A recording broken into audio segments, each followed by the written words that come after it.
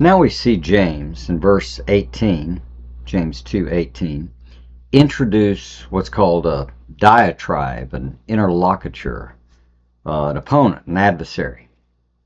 It was a common technique. Paul uses it in 1 Corinthians 15 in dealing with people who might claim there's no resurrection from the dead.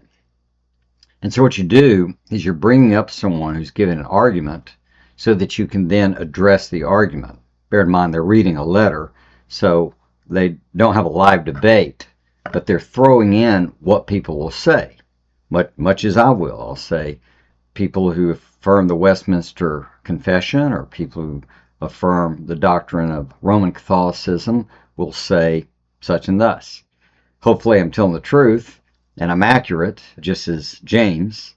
But what he's up to is he's anticipating an argument common in the reader's mind, and then he's going to counter it. Now this is important. In this 500-year debate, this passage is all over the place. And it's because it's confusing. And the reason the passage is confusing is because there's a quote. Now, the problem with quotation marks in Greek is that there are none. So the Greek is written in all caps, no spaces, no punctuation, these uncials. And so in this kind of format, the way that language works, the writer themselves have to let us know exactly where the quotation starts and ends. Sometimes it's obvious. It's a quotation from the Old Testament or something like that. But in general, what's happening is the translators are putting in the quotation marks. Now, the King James Bible has no quotation marks, so you get to figure it out for yourself. The things like the NIV and the ESV, for example, will end the quote mark with the first phrase of verse 18. So we know it's a quote because he says, but someone may say or may well say. And then it has this phrase, you have faith and I have works. And then they'll close the quote. So that translation says the argument against James that James is introducing to his readers is this phrase, you have faith and I have works. The New American Standard actually brings the quote marks all the way down through the end of verse 18. So in the New American Standard, it would say, but someone may well say, you have faith and I have works. Show me your faith without the works, and I will show you my faith by my works. Close quote. Now, both of those create a problem, or either. So when you say you have faith and I have works, someone will say, and you end it, then you make James be the one responding, well, show me your faith without your works, and I'll show you my faith by my works. But if the New American Standard's right, the diatribe, the adversary, was the one that said that. The adversary said, I will show you my faith by my works. So then James would be the one responding, you believe that God is one, you do well. Demons believe. And so you got to figure out what's James talking about. Well, what's missed in this discussion, at least in my way of understanding or thinking about it, is they're not actually noticing the commentaries, by and large, almost without fail, don't really have this clearly as a debate. So a debate is when someone says, I propose A, whatever it is, and the other person proposes not A or something else that means not A. So it's got to be a real debate. So whatever this person is saying, this diatribe, this adversary, they've got to be against James. Now, there are a couple of ways to go in here. And just hang in here with me, and as you look at it, I think you're going to be able to make sense of it, but you're going to have to do some work. Someone will say, you have faith and I have works. So if that's the argument, that argument is against what James just said in verse 17. And what he said was, in the same way, faith, if it has no works, is dead, being by itself. So what James just claimed is that faith can be dead. So what would you expect the adversary to be arguing? Well, the adversary would be arguing, nuh-uh, no, it can't be dead. Now, there are a couple of different ways to go with what that means. It can't be dead. And we'll get to that. But before we do, just look at kind of what I think is pretty incoherent in misplacing these quote marks. Spoiler alert, I'm going to argue, and I'm not alone, that the quote goes all the way through the end of 19. Someone may well say, quote, says, all the way through the demons, close quote.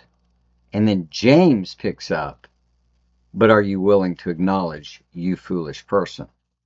And that's how the author tells us. He tells us he's addressing this fool-headed person now. Someone says, and now he responds. But before we get there and make sense of this, let's just think about these commentary traditions and translations for a moment. I can tell you this, they are all over the map. And when you read the commentaries, it'll blow your mind. Because sometimes they're saying, well, he disagrees with James, and then they turn around and are arguing that he does actually agree with them. Or sometimes they invert it and claim the adversary is saying actually what James says, and James doesn't agree with what he said. Like James is saying faith can't be dead, even though he just said it, and we'll repeat it in 20 and essentially in verse 26. So here's how it goes. Someone may well say, you have faith and I have works, close quote. So let's go with that. They're saying that you, which I think would be James, has faith, and I, the adversary, has works. That's the language.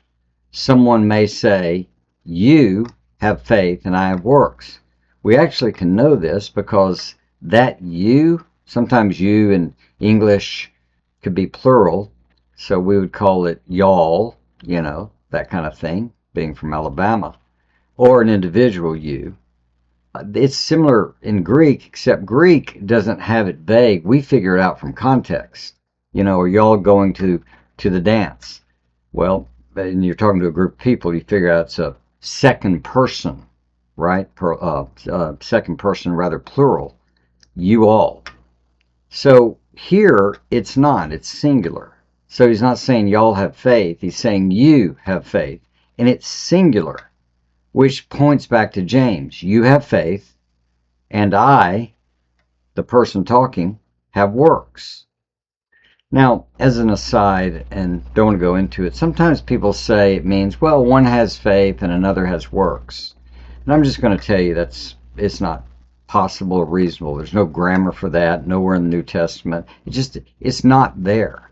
And it doesn't really make sense because this adversary that he's quoting is going to keep talking about I, me, and my, etc. So when we take it the way James is saying it, we have an adversary that's saying, you, James, have faith, and I, the adversary, have works. So what does the person claim to have? Person claims to have works. And what does he says James has? James has faith. Somehow he's arguing against this view that faith without works is dead. And again, we'll get to that. But that's all he's saying, if that's where the quote ends. He's just simply made a statement that you have faith and I have works. If that is where the quote ends, then James's response is, show me your faith without your works, and I'll show you my faith by my works. So let's think about this. This person just said he had works, and he says James has faith. Why would James possibly respond, well, show me your faith without your works? If I were this person and I was in a discussion, someone said to me after I said, you have faith and I have works, and they said, well, show me your faith without your works, and I'll show you my faith by my works, I would say, I have works. What are you actually speaking about? So wait a minute. I have works, and your response to me is to tell me to show me my faith without my works. I don't have to do that. So clearly, the quote mark going there on the surface just simply makes no sense. That the diatribe, the adversary, would be saying, I have works, and then James is suddenly getting onto him to show his faith without his works. Well, that doesn't even address the context. And the reason is because James is not the one saying it. However, if we go with the New American Standard and say it's the whole sentence, you have faith and I have works, show me your faith without your works, and I will show you my faith by my works, close quote, then there are two things that immediately are a problem. One is the bad guy, the adversary, is the one saying, I will show you my faith by my works. Well, popular in certainly evangelicalism, the Reformed tradition especially, they think that we can actually show by our works what we believe. However, a little logic would tell you that's not how it works. So if we looked out in the world and we saw someone doing good works, can we say they have faith?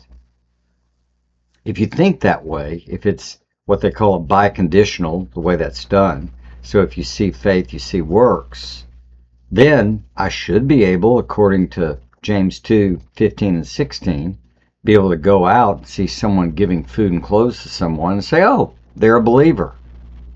But atheists can do that sort of thing. You see, they made a calculated problem that James answers here, and again in chapter 4, verse 17. You can know the right thing to do, can believe, and not act. And of course, James is not talking about getting to heaven or something. He's talking about your everyday faith. That's this whole book. The things you believe, you're to act on. It's called Christian integrity. But if this quote ends there, then suddenly the bad guy is saying that he's the one that can show faith by works. And he would be the one that James would have to address, which is the second problem. Because now, if the adversary is the one saying, I will show you my faith by my works, then that would mean James's response under this scenario is, you believe God is one. And we're still in these second person singulars here. You, the individual, believe that God is one. And you do well. The demons also believe and shudder. So the guy just said, I'm going to show you my faith by my works, i.e. I do works. And then James's response is to say, you believe God's one, you do well. Demons also believe and shudder. So his argument is, after the person says he has works, is to get onto him by saying the demons believe and shudder. It actually doesn't have a way to make sense unless you do the things that happen in the commentaries. And then I don't think it works, but this is what they do. They say things like, well, the demons actually didn't believe the right thing. They didn't really believe. They didn't truly trust. So they're claiming, well, they didn't have real faith. Or they'll say, oh, their content was bad. They didn't really believe in the gospel. They just believed in God's oneness. What does any of that matter? It doesn't make any sense, because what James has just said, whoever's talking in verse 19, is that the demons also believe. Well, they also believe what? Well, you believe God is one. The demons also believe God is one. You believe God is one, and you do well. The demons also believe, and they shudder. So, at first glance, it looks like James would be offering, you believe in the oneness of God, and you have one reaction, and the demons believe in the oneness of God, and they have another action. And so then you get into all kinds of interesting explanations about, well, he's separating faith and works, and one can do well and one can do worse.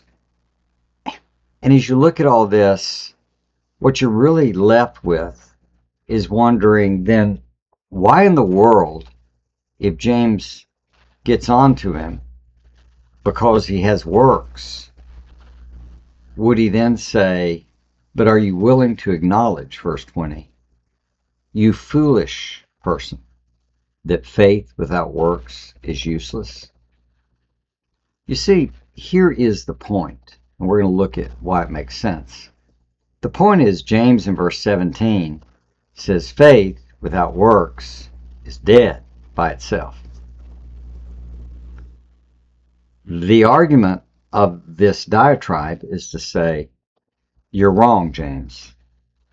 James returns in verse 20 and says, you're willing to acknowledge, you foolish person, faith without works is useless. So what this person has just argued is faith without works is not useless. Now, there are two ways to go here. What I'm going to argue, there are two ways to understand this once we understand the quote. So the quote itself is all basically of verse 18 and 19. That's the entire argument. It's not some simple quip, you have faith, I have works, and then James is arguing about it, mad at the person for saying he has works. None of that makes sense. The whole quote makes sense, that the quote marks go from where he says, someone will say, to where he readdresses the person, you fool-headed person. That's that context. And the argument is, James, you're wrong to think faith without works is dead. You're wrong. Now, there are two ways to think about that. One way is that faith without works is dead is wrong, means no, you can have faith without works. Some people try to argue that that's a possibility. It gets a little strange because the person is actually arguing about their connectedness, not about their separation. But when we settle down and look at the actual argument, what we can see is he's simply saying that it's impossible for faith to be without works. This is actually the most common view today in evangelicalism. Most people say that you can't have faith and not have works, to which I would immediately ask, then how do you sin? And they would say, well, you can sin, you can have a gap or delay in it. But I would look at that and ask, why? How does that work? Have you created that scenario? Pretty convenient. So I can have any period of time and not have works, but I still have faith, because faith always has works, except not sometimes. None of this fits the nature of what James is saying. It fits theologies that come in here. But here's what James is up to. He's offering a person that's going to argue a very common view in that day, which is, if you believe, you'll act. If you believe, you'll act. We already know from James 4:17 that that's not necessarily true, and you know it from your own life. This person is actually challenging James. He's saying, you have faith, James, and I have works. Meaning, let's go with your theory that faith can be without works. And if it's without works, it's dead, because faith can be by itself. The challenge is against that. He's saying faith cannot be by itself. And here's how he argues it. I'll give it to you. You have faith and I have works. Well, show me this faith without works, James, which he's implying you can't do. And I will show you my faith by my works, which he thinks is his solid argument. And then he gives this example. You believe that God is one. And you, I think it should be translated, do good. Do well might work, but even in James, you can see this word kalos used for good. It's a doing good. It's a good thing, but you could be doing a good work, which fits the whole context. So you believe God is one, verse 19, you do good. Well, if you know your Bible, you know that believing in the oneness of God, or God is one, that's the Shema. It goes back to Deuteronomy chapter 6, verse 4 right there. And in Deuteronomy, what we find is this call, this wake-up, clarion call of the Jewish person. This became a mantra, saying a motto, that our God is one God. Well, when you read in the context, there's a lot more to it, especially judgment. So you believe God is one, means you believe this one God is the true God you're accountable to, and he's going to judge you. That ties it directly back to chapter 2, verse 12, so that we see this coming judgment, what we say and do. He's arguing to James, you, as a good Jew, or Jew Christian, however he's arguing, is saying, you believe that God is one, and you know he'll judge you, and you do well. So there we go. You have faith, and you have a response. He's sitting there trying to prove his point. If you have a response, you have faith. If you have faith, you have a response. That's his logic. Well, then he turns to the demons. The demons also believe the same thing. They also believe that God is one, and he will judge them. But their response is different. And it's different because it makes sense. If you're a demon and you have no hope, but you believe in the future God will judge you eternally, and you have no hope, wouldn't you shudder? Yeah, he's showing cause and effect. You believe God's one, your response is do well. The demons also believe the one God will judge them, and they shudder. And so in that moment, he's actually building his case that if you believe something, you're going to have a reaction, which is why he's saying, James, you're wrong, because it's impossible to have faith without works. When we look at this and we think about it, especially with the demons and the other person, we need to notice that two people can believe something but have different reactions to that belief, which is part of what explains this. So in Ephesians 6, there's a verse that says, children, obey your parents. So it might go well with you. They're beginning of the chapter. When we see that, I as a parent can believe that to be true. Children, obey your parents.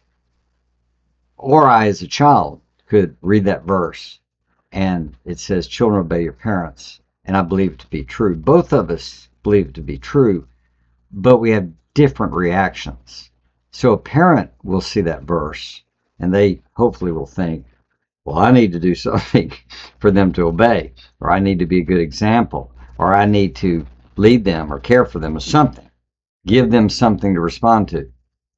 The child looks at it and they see children obey your parents, and their response is, oh, I need to obey, so it would go well with me, live a long life. That's the game. And so it's one belief, the thing's true, but the application is different. That's this point. For a person who has hope of standing before God, I'd argue especially the judge, especially at the Bema seat, we're going to have an opportunity to have done good in this life, so that goes well. The demons do not have that opportunity, so all they can do is shudder. If they didn't have faith and didn't know what their destiny was, they wouldn't shudder, probably wouldn't react. But James has introduced someone with a very solid argument. You, James, have faith. I, the adversary, have works. If you can show me your faith without your works, I can for sure show you my faith by my works. And I'll give you two examples. You believe that God will judge you, the one God, and you do good. The demons, they believe God will judge them, and they shudder. So his whole point is it's impossible to have dead faith, because if you have faith, you must have works. To that entire argument, James then responds, verse 20, "But are you willing to acknowledge, you foolish person, that faith without works is dead?" Is useless. Is dead. Doesn't matter. He comes around and immediately steps back to his original point. Faith without works is dead, being by itself. This person says, no, it's not. It's impossible. And James is going to come back and give a further argument as to why this is true, just by way of application. It's a pretty powerful thing to consider that our faith is useless, doing no good for others, much less ourselves, when we believe something to be true and we don't act on it. You can take an everyday faith like, giving. Let's just say God says in the Bible you should give to the Lord's work. He loves a cheerful giver. The widow gave out of her poverty, the mites. She's remembered to this day. So let's say you believe it's important to give to the Lord's work. Do you? If you say yes, great. That's integrity. If you don't, that's an example of what he means by dead faith. Your faith sitting there useless. There's no action. You know the right thing to do, to give, and you don't do it. So James labels that sin or death. Would you do me a favor and subscribe, and do a friend a favor and share?